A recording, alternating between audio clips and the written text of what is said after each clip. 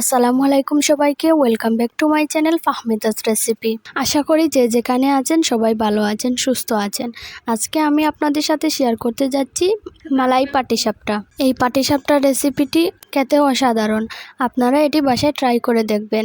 পাটিসাপটা পিঠা তৈরির জন্য আমি একটি মিক্সিং বোল নিয়ে নিয়েছি। এর মধ্যে 1 কাপের মতো ময়দা দিয়ে দিয়েছি। তারপর দিয়ে দিচ্ছি পরিমাণ মতো লবণ, দিয়ে দিচ্ছি 2 চা চামচ তেল, 2 চা চামচ দুধ দিয়ে দিচ্ছি, 1 টেবিল চামচ চিনি দিয়ে দিচ্ছি। চিনির পরিমাণটা আমি কম দিয়েছি, কারণ পাটিসাপটা পিঠা তৈরির জন্য যদি এতে আমি বেশি পরিমাণ চিনি দিয়ে দিই তাহলে কিন্তু পাটিসাপটা পিঠা তৈরির সময় প্যানে লেগে থাকবে, যার জন্য এখানে আমি মিষ্টির পরিমাণটা অল্প দিয়েছি। এ পর্যায়ে আমি হালকা কুসুম গরম পানি দিয়ে একটি গোলা তৈরি করে নিচ্ছি।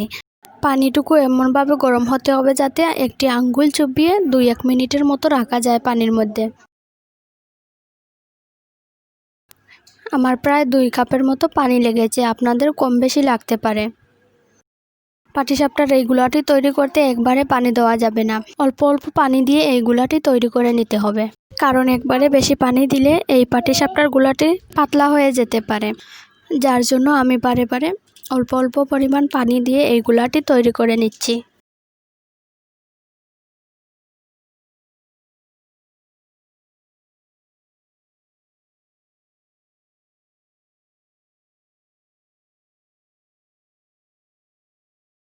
এটি পুরোপুরি তৈরি হয়ে গেছে। এবার আমি 30 মিনিটের জন্য একটি সাইডে ঢেকে রেখে দিচ্ছি। অন্যদিকে আমি পাটিসাপটার জন্য কিরসা তৈরি করে নিচ্ছি।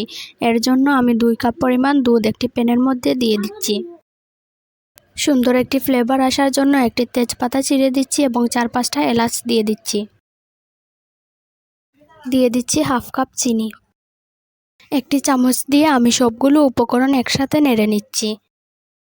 দুধ সামান্য গরম করে নিয়ে এর মধ্যে আমি দিয়ে দিচ্ছি 1/2 কাপের মতো সুজি। সুজি দেওয়ার পর অনবরত দুধ আর সুজি নেড়ে দিতে হবে, তা না হলে কিন্তু দলা পেকে যাবে। সুজি আর দুধ অনবরত নেড়ে দেওয়ার ফলে প্যানের গায়ে লেগে পুড়ে যাবে না। সুজি খুব তাড়াতাড়ি পানি টেনে নেয়, এর জন্য দুধ আর সুজি অনবরত নেড়ে দিতে হবে। দুধ আর সুজি ঘন হয়ে গেছে, ঠান্ডা হবার পর আরও একটু ঘন হয়ে যাবে। এই পর্যায়ে আমি চুলা থেকে নামিয়ে নিচ্ছি। পাটিসাপটার কিরসা তৈরি করে নিয়েছি, এবার পাটিসাপটার মালাই তৈরি করে নিচ্ছি। এর জন্য আমি 1 কাপ দুধ আমি দিয়ে দিচ্ছি প্যানের মধ্যে।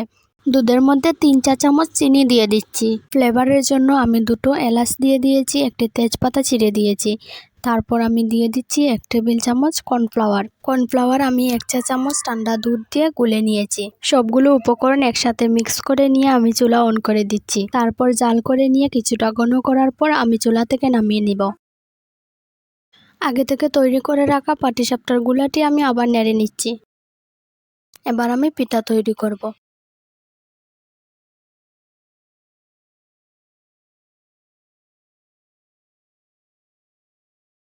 একটি প্যানে আমি সামান্য পরিমাণ তেল দিয়ে দিচ্ছি। তারপর প্যানের চারপাশে তেল লাগিয়ে নিচ্ছি।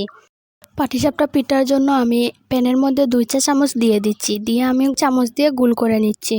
পাটিসাপটার এই পিঠাটি হওয়ার পর আমি এর মধ্যে পাটিসাপটার কিরসা দিয়ে পাটিসাপটা পিঠাটি তৈরি করে নেব। কিরসা দেওয়ার ভিডিও ক্লিপটি কেটে গিয়েছে, যার জন্য আমি আপনাদের দেখাতে পারিনি।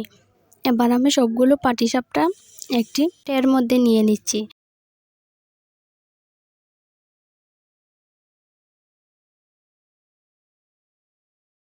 সবগুলি পিঠা ট্রের মধ্যে নেওয়া হয়ে গেলে তারপর আমি দুধের মালাই দিয়ে দেব। সবগুলো পিঠা নেওয়া হয়ে গেছে, এবার আমি দুধের মালাই দিয়ে দিচ্ছি পিঠার ওপরে, দিয়ে আমি 30 মিনিটের জন্য ফ্রিজে রেখে দেব। 30 মিনিট পর ফিরে আসছি।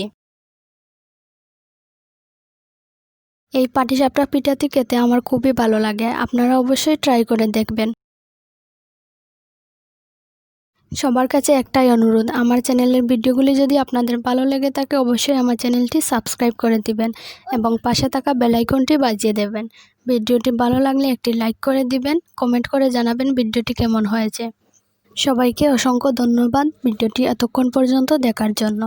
আজকের ভিডিওটি এই পর্যন্তই। আল্লাহ হাফেজ।